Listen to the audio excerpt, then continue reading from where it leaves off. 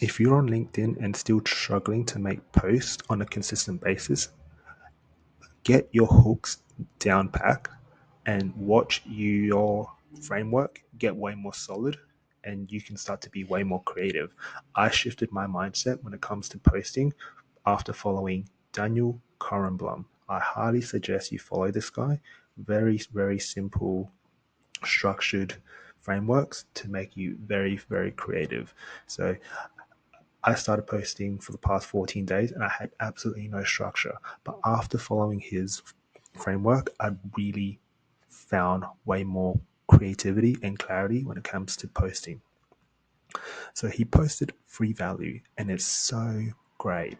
I need to get on this level, but I want to show you how I started to see how posts work on LinkedIn.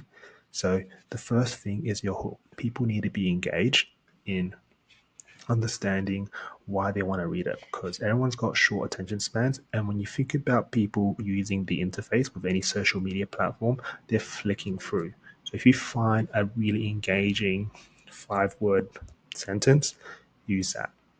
Okay, so he breaks it down into 9 lines when it comes to posting. The hook needs to grab your attention. And one thing I started to do is adding another rehook to add curiosity. Because when you think about it, when people are scrolling through their phones, through LinkedIn or any other social media platforms, they'll see a hook. If it's not engaging, they'll go through it. When they see the hook, they get a bit curious. Then you hit them with another hook to add curiosity. I found this really, really good and really powerful. And then each line has to force the reader to stay curious and make them read the next line. The third line is why your hook is important. And then the fourth line is when you identify their pain. And sometimes when people are reading, they don't have the pain that you're talking about, but you invoke it, you bring it out.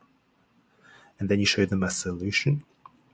And then the body is where you answer what the hook is. So it takes you 6 lines to finally answer the hook. These are the types of prospects or attention you're dealing with. The whole purpose is to grab attention, which is essentially marketing in the first place. If you're in content, consulting, agencies, or in sales, really grab it, really grab their attention. That's so important when it comes to making you known and seen. Whether it's making a resume, getting a job, closing deals, attention is everything. And then solve the problem, which is the body of work. You list it out in descending order and you end with a powerful statement. This is like a closing statement on why this will work. And then always leave it with a CTA. So if you're making lead magnets, get them to sign up to your email, which I feel like is a really powerful thing to do. Otherwise, one thing I started doing is, can you please tag who would be interested in this? Or can you please tag where you're getting your ideas from? Because the whole idea of social media platforms is to start networking with people and to start forming bonds and relationships. Sometimes it's not a hard sell. Sometimes you have to develop these soft skills in terms of communication and getting along with other people. Because ultimately, your net worth is your network. So, this is my example of what I started to do. LinkedIn loves to know where you get your ideas from. That's the hook. 100x increase in engagement when I tag people. That's the curiosity, the rehook. In the past 14 days, I've learned heaps. So why is this important? This is I how I learn and grow at the same time. It's important to stay posting daily. So this is the problem. So the solution, tagging the pros, showing where you got your ideas from and how you're taking your own spin on it. So this is how you do it. This is my example. Darren Kronberg is a great for frameworks for LinkedIn. Cody Schneider has amazing startup ideas and growth strategies. Darren McKee is a great example to stay consistent with content. So these are my examples that I'm taking inspiration from, and now I'm using my own spin on it. 3 examples are always best. And that's also like the body and the listicle of what you should be listing down. Lists are way better than writing compact paragraphs because people are just reading. They want a bit of a summary, not the whole entire thing. So the power ending. So don't reinvent the wheel. It's supposed to be easy. Your idea came from somewhere. Share them and tag the creator from where you got them from. That's just a summary of of the solution and the pain point, or the hook that I've mentioned at the very start. It's a great way to share ideas, and my CTA is tag in the comments who's inspiring you at the moment. I would love to hear where everyone is getting their ideas from. So essentially, I got no lead magnet yet, but I'm trying to get growth going. So the more comments I get with someone getting tagged, the increased likelihood that they're going to repost my post, because that's the most powerful thing that I've noticed. People who repost your post, that's how you get a lot of attention. Now, if you don't have enough time, or if you still struggle with getting this 9 sequence framework going, the easier way is to use ChatGPT. And this is what ChatGPT pumps out for you. The only thing that I have qualms with AI is people can start to notice when it's AI generated. One is the emojis.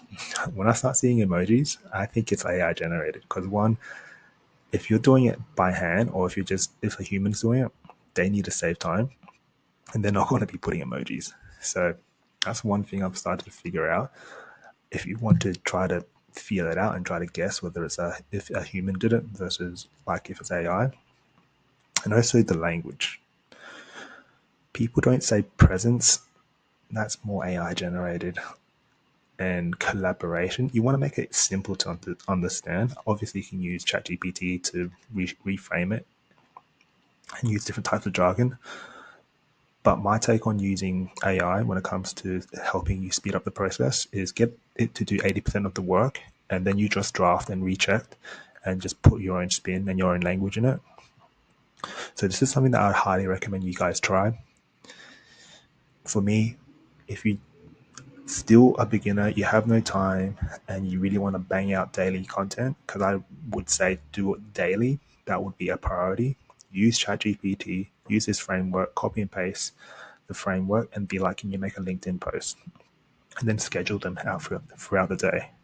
And once you get more time, once you get into the flow of things, then you can start adding more of a human take on it. But this is more for taking action right now. Post every single day. After the last 14 days, like I am getting into the groove of things. Even just posting on YouTube, I am getting into the groove of things and getting to understand what I'd like to talk about. And for the last couple of videos, I truly feel like I've got a unique take on LinkedIn, especially for those that are wanting to grow a personal brand from the start and what to write about. I'd say 2 posts a day if you're on LinkedIn, one in the morning, one at night, and start to build those networks. The most important thing about building networks and building connections is that you can start pitching and asking them to help you boost your post. So that's what I'm starting to do now. I'm trying to get a collection of people who are like-minded, who want to grow their personal brand, and just to help each other out. Because ultimately, that is social media in a nutshell, in a more positive way. Making connections, making friends, making relationships, and helping each other build on your own business. So if you really like this video, I'd love to hear who you guys are following. And I'll share you some more content and some tips and tricks in the next video. Peace. Have a good day. Also, say hello to your family for me or to yourself. Because if you're working and you're grinding, make sure you're doing this not just for yourself, but who are you getting the money for? Who are you making these memories for? Because that's the most important part. Best.